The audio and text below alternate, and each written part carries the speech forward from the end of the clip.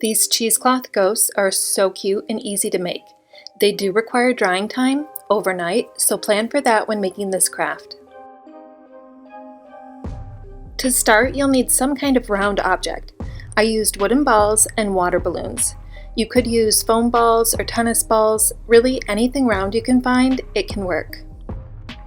Then you'll need something to use as a stand that your ball or balloon will sit on, like a vase or jar. An empty paper towel roll or toilet paper roll can work too.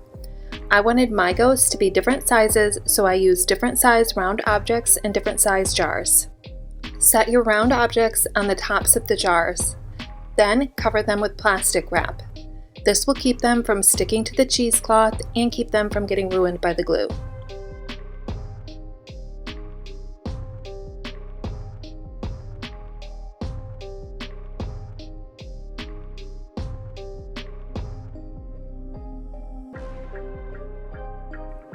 Next, I cut my cheesecloth into squares.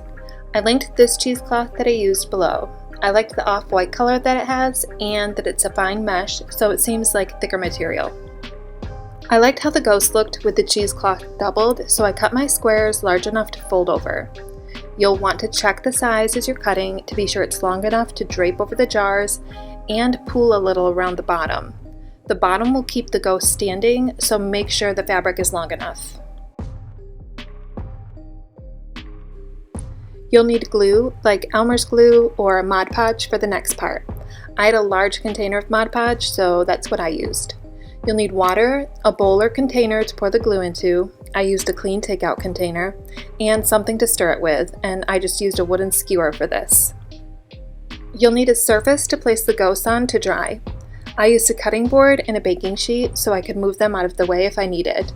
You'll want to be sure your surface is covered with something that the glue mixture won't stick to, like plastic wrap. I just covered both my cutting board and the baking sheet with plastic wrap. I had made some ghosts the day before and had some leftover glue mixture, so that's why my container already has some in it. You're going to mix 2 parts of the glue or Mod Podge to 1 part water. I just eyeballed this, I didn't measure. You just want to basically make watery glue, but with a good amount of glue. Mix the water and glue together.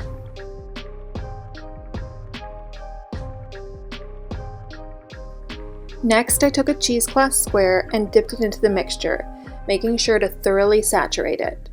Then you're going to wring out the excess glue mixture so that it's not dripping. Unfold the cheesecloth and drape it over your ball and jar. Then you're going to arrange it how you like. However it's laid out over the jar will be how it looks when it dries. You also need to be sure that there is fabric touching the bottom and spread out evenly so that the ghost will stand once it's dry. If you're going to add a face for the ghost, you'll want to make sure there's a smooth side on the head for doing that. Then you'll just repeat the process for however many ghosts you're making. Then the ghosts will need to dry, probably for about a day or overnight. If the fabric is thicker, it might need even longer. I had a couple spots where the fabric bunched thicker at the bottom, and that took about a day and a half to fully dry out.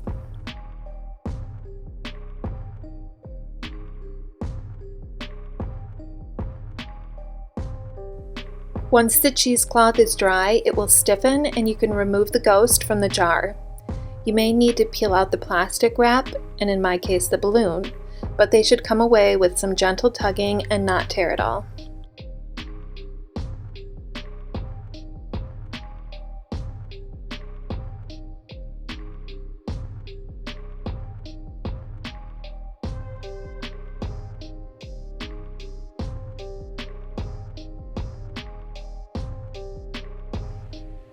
Then you can add a face to your ghost if you'd like.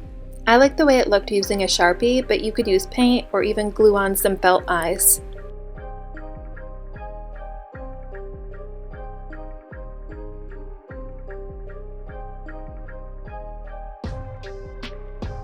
And that's it. It's such a simple craft, and now you have some cute Halloween decorations.